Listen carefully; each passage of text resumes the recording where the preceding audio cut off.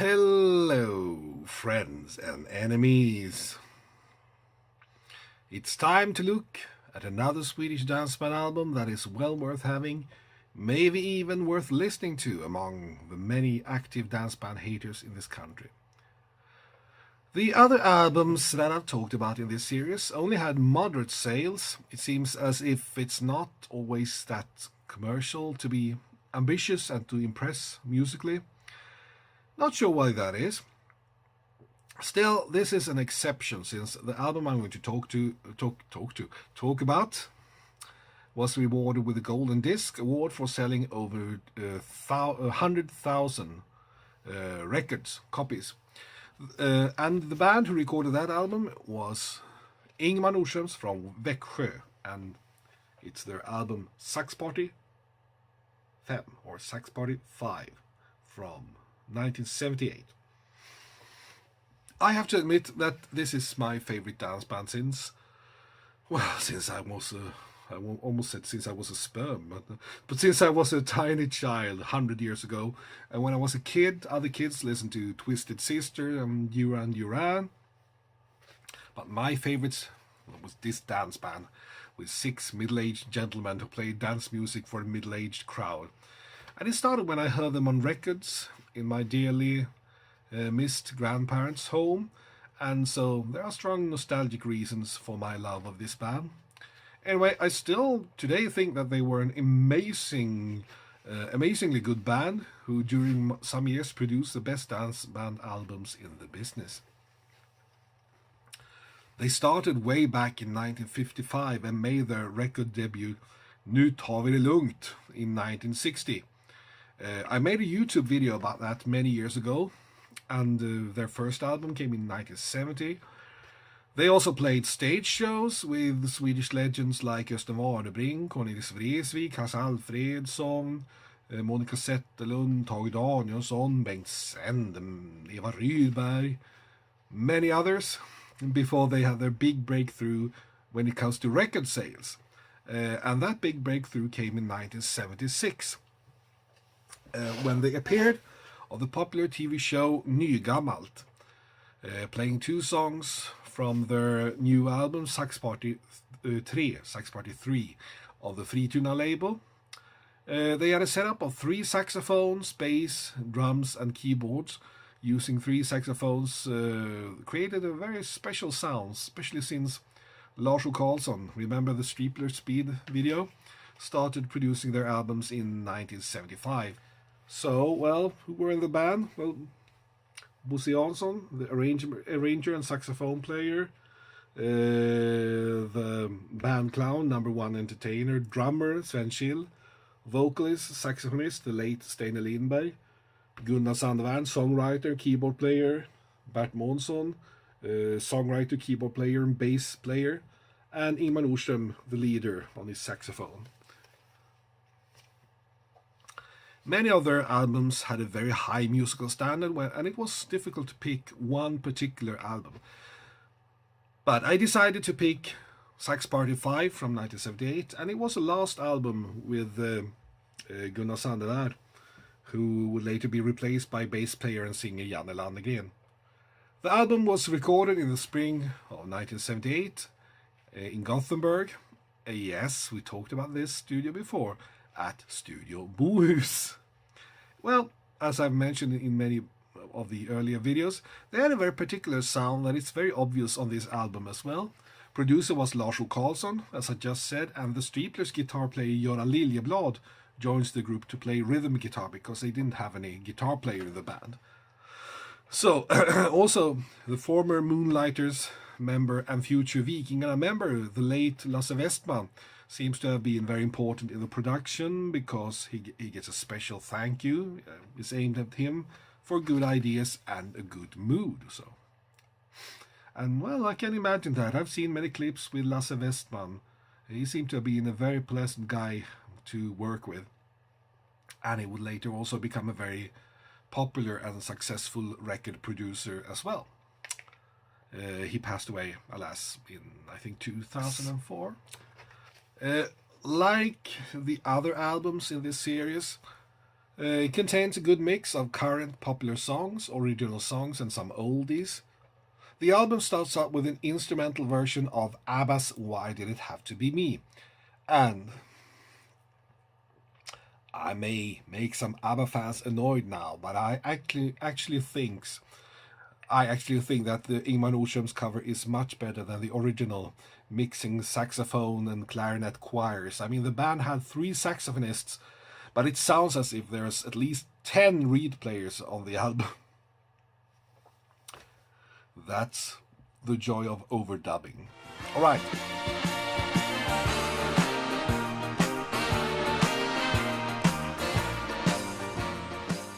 The next track is a cover of James Last's and George Samfir's hit Ein Sommerhirte, in later years rediscovered in the movie Kill Bill, you know that one? But instead of playing the melody on pan flute, Ingmar Nordström played on the soprano saxophone, obviously. Next song is Säg Domion, an original song by Bert Månsson, with lyrics by Gert Längstrand. Yes, that's right, little Gert from the Streeplers. Simple and pleasant, but nothing special really. But after that, there's a cover of a song that I'm very fond of, If You Ever Come to Amsterdam, which was written by Werner Teunissen, the Dutch songwriter, and it was a semi-big hit by the Dutch band Pussycat the year before. Since both Vikingarna and Flamingo Quintetten had big hits with the Pussycat song Mississippi, in 1976 many bands started doing covers of their songs, hoping for hits, but they weren't that lucky.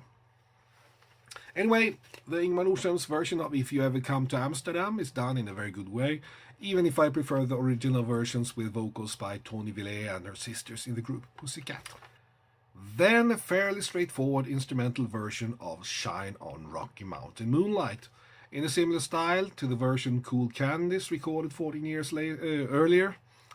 After that, an original by Gunnar Sandevär called Sommar, Sol och Semester, an up-tempo summery song that I think ended up on the Swedish top list, Svensktoppen. Not sure, but I seem to recall reading that somewhere.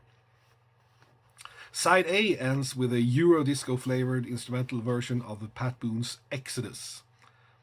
Side B continues in the instrumental Eurodisco style with a version of the 1930 song Poinciana.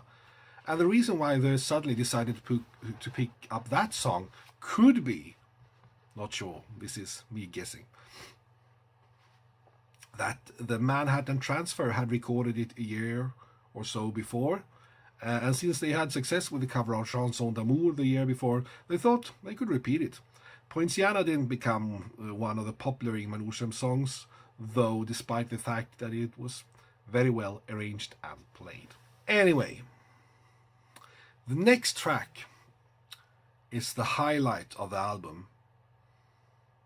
Maybe even the highlight of the Ingmar Nordström's catalog, and probably the reason why I picked this particular album, and I'm talking about Love System by Jean-Claude Petit. Some of you may say, what? Who? And I can understand that. It seems to be a song that isn't as known as I expected it would be, and I've never been able to find the original recording to be able to compare it. But it seems to be some sort of studio project called Love System, and they recorded a song called Love System. I've seen a picture of the EMI single with an image of a seductive face of a female model on the sleeve, but I have not seen it available anywhere. I've never heard it, but it's an amazing performance by Ingmar Nordströms though, and an incredible arrangement by Bosse Jansson, where instrument after instrument is added to the soundscape, getting more and more intense, and it's an example of Swedish Dansband music at its musically very best. Ingmar Nordström has himself mentioned that recording as a recording that he's particularly proud of, and rightly so. I wonder how they managed to recreate that sound when they played live, because they never used any pre-recorded backgrounds and so on, but they must have stood there with 4 or 5 saxophones in their hands, all to to be able to play at the same time to create that. I don't know how they did it. Yeah.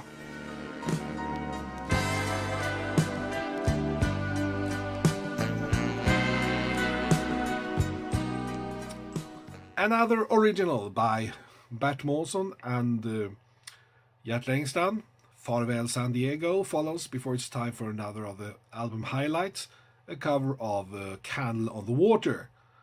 I mean, you may remember that one. It's a beautiful theme tune from the, well, quite forgettable children's movie Pete's Dragon.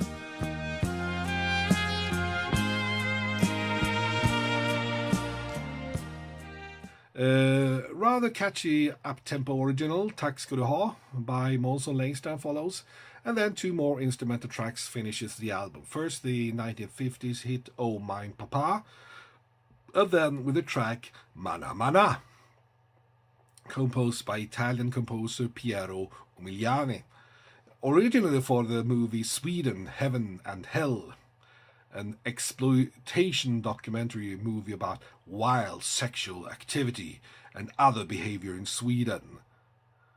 Maybe that was why Sweden started to get so many tourists afterwards, not sure. The song was later known for being used in an early skit by the Muppets.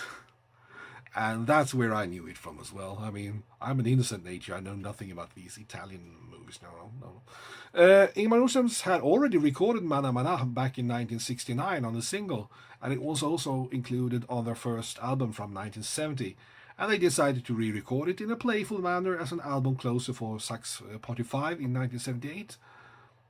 Yeah, and why not indeed? Why not? Ingmar Nordströms went on to record 13 more albums in the Saxparty series before finishing in 1991 when Ingmar Nordström decided that he would like to tour less and to also start doing church concerts. The band has reunited temporarily a couple of times during the years since then. Last time was just a couple of years ago. This album, Saxparty 5, was reissued on CD in the late 80s, early 90s. And it's available on Google Play, Spotify, and iTunes. And if you happen to live in Sweden, it's an album that is very simple to get hold on since it sold very well back then. So you can find it in most flea market record bins. Yeah. I first heard this album. I'm now going to tell you my particular memory of this, hearing this album for the first time.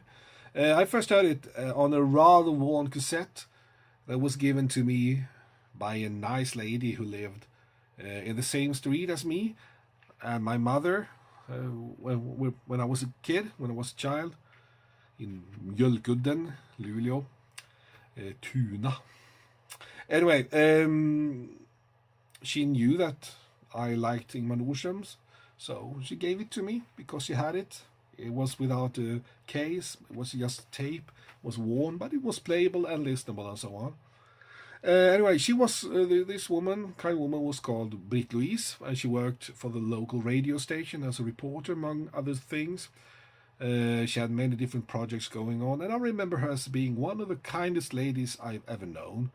And alas, it's often the case that the really kind ones are being taken advantage of. And many treated her really badly during the years, even though my mother told her to toughen up and stop accepting bad behavior towards her. And as a child, I saw earlier the downsides of being totally kind. It's never a good idea. Anyway, I have very fond memories, even if it's over 20 years since she passed away. Way too early. She was just turned 50, if I'm not mistaken. So I often think about her when I listen to this album, and that's another reason why I like it so much. And not just the actual quality, it's also the nostalgia.